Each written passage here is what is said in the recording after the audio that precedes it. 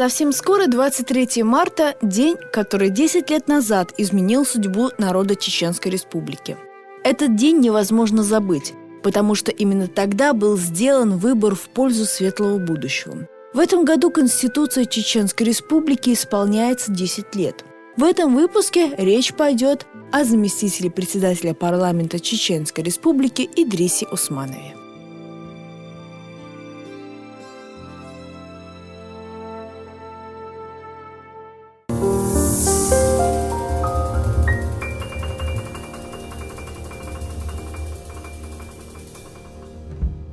Идрис Усманов родился 11 февраля в 1961 году в селе Знаменское Натеречного района. Отец Идриса Ими работал шахтером. Был инвалидом первой степени. Проблемы со здоровьем у него начались на шахтах Казахстана, куда был выслан чеченский народ в годы Великой репрессии. Безо всякого преувеличения, с моим спокойным отцом, да,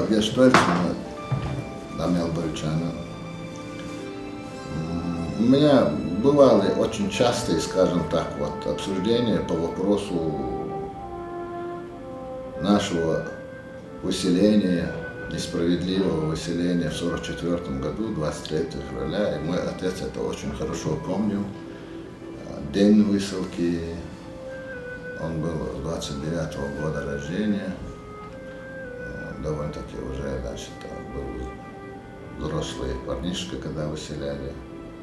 Как, почему, зачем, что там происходило. Мне это было интересно.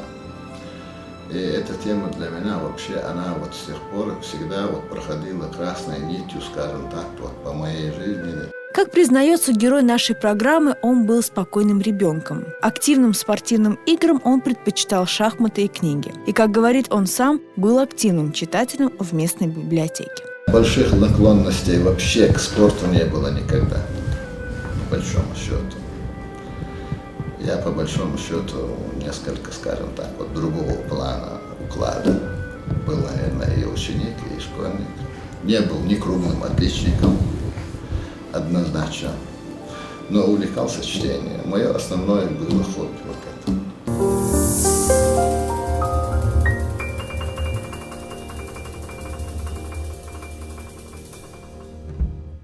В 1969 году Идрис пошел в первый класс в среднюю школу села Знаменское.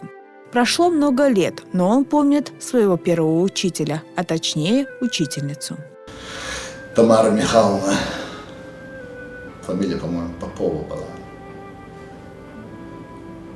была учительница начальных классов. Я ее помню, почему. Она жила по соседству с нами у одной престарелой семьи. С детства влекло гуманитарным наукам, то есть его любимыми предметами были история, русский и чеченский язык и литература. Свое сочинение про героев Великой Отечественной войны он помнит до сих пор. Написание сочинения на тему «В жизни каждого из нас есть место подвигов», где я описывал подвиги воинов-чеченцев, которые принимали участие в Великой Отечественной войне, а также в гражданской войне. На примере ярких таких личностей, как Асланбек Шарипов в гражданскую войну, Гапур Ахриев. Великую Отечественную для меня всегда идеалом подражания был герой Советского Союза Маурит Висаитов, Маташ Мазаев, Хампаша Нурадилов и многие другие.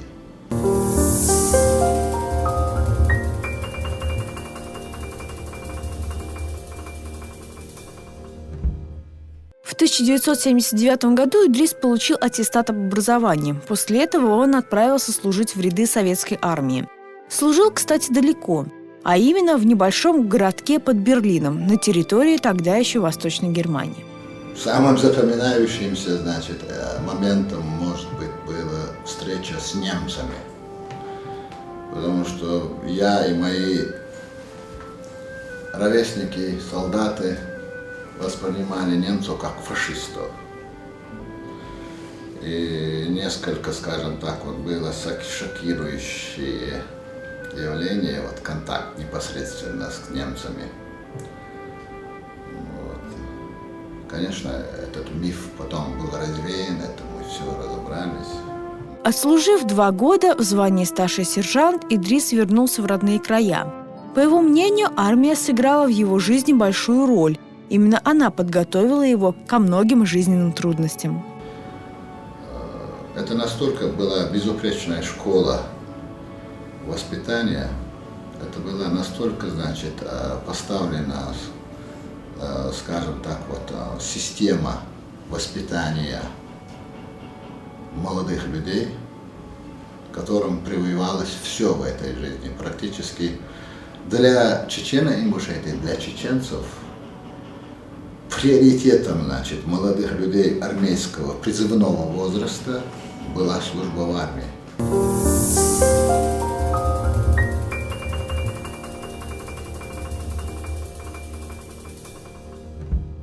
Сразу после школы он трудился слесарем на Теречного районного объединения сельхозтехника села Знаменское. После того, как вернулся из армии, а точнее в 1981 году, он снова пошел на прежнюю работу и пробыл там год. Все это время он учился во Всесоюзном юридическом институте города Ставрополя. На юридический поступил не случайно. С выбором профессии определиться ему помог роман Достоевского «Преступление и наказание».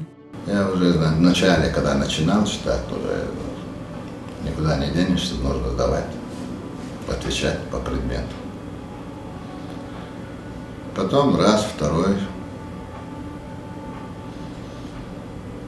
Вопрос преступления и наказания лежит в плоскости зла и добра. Зло должно быть наказано. В 1984 году окончил юридический институт и сразу пошел работать в МВД. Там он начинал с должности участкового инспектора. К моменту окончания работы был уже оперуполномоченным АБЭП. Занимался разоблачением экономических преступлений. Не думаю, что это было легко. Во-первых, в органы внутренних дел попасть было очень трудно на тот период времени. Это были начало 80-х годов прошлого столетия, потому что критерии оценки и требования к подбору работникам органов внутренних дел были очень жесткие. С 2005 по 2008 годы Усманов Идрис Эмиевич был депутатом Народного собрания парламента Чеченской Республики, являлся заместителем председателя Народного собрания парламента Чеченской Республики, возглавлял комитет по вопросам аграрной политики, природных ресурсов и экологии. Сейчас он является заместителем председателя парламента Чеченской Республики. Также он награжден орденом за развитие парламентаризма в Чеченской Республике. 12 октября 2008 года был избран депутатом парламента Чеченской Республики, являлся заместителем председателя парламента Чеченской Республики. Награжден медалью Совет Федерации 15 лет.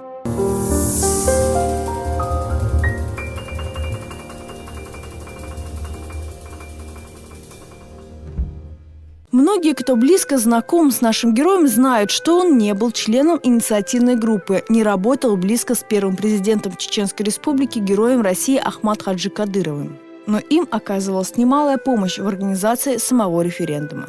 Заместитель председателя парламента согласился рассказать нам, как все происходило, и поделиться своими воспоминаниями об этом дне. Вы, как и все те люди, которые были в то время на территории Чеченской Республики, были непосредственно свидетелем того, что происходило накануне референдума. Скажите, пожалуйста, какая политическая обстановка была на тот момент в республике? Вопрос очень актуальный на тот момент. Что предшествовало принятию решения о проведении референдума в Чеченской Республике? Это были самые тяжелые времена истории чеченского народа. Мне так представляется, на самом деле очевидцы тех событий таким сложным, представляют себе этот период нашей истории. На самом деле полное отсутствие органов государственной власти, вакханалия, хаос, который, естественно, как любое кризисное проявление, имело свои тяжелые последствия в виде тех ущемлений, тех, нагрузок, которые несло население нашей республики в вопросах, простых вопросах обеспечения своего бытия, своей жизни, жизни своих детей, всех граждан нашей республики. Это очень была большая, проблематичный большой регион, который находился в состоянии кризиса.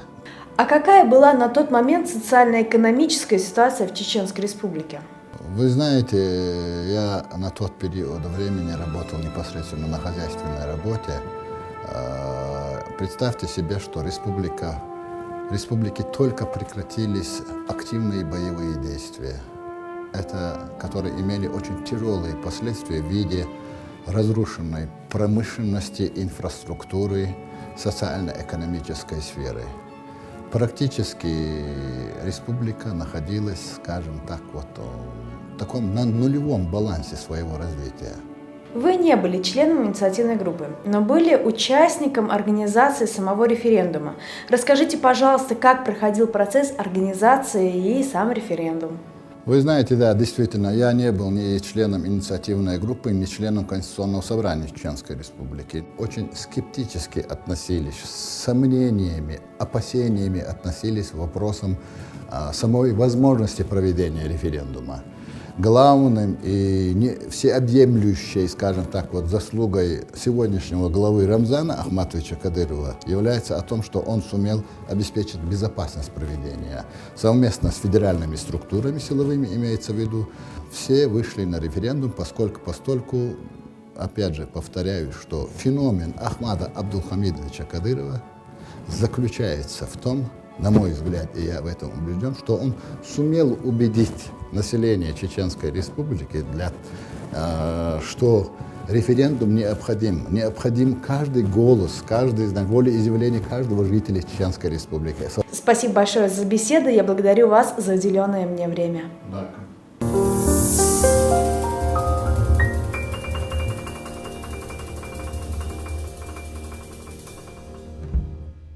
Сегодня, живя в мирной республике, мы с вами уже почти не задумываемся о том, что совсем недавно все это было по-другому. Не задумываемся о том, насколько важен этот день в истории чеченского народа. Случай с Чеченской Республикой оказался судьбоносным. Ведь именно тогда люди, совсем незнакомые друг другу, все как один встали и выбрали светлое будущее.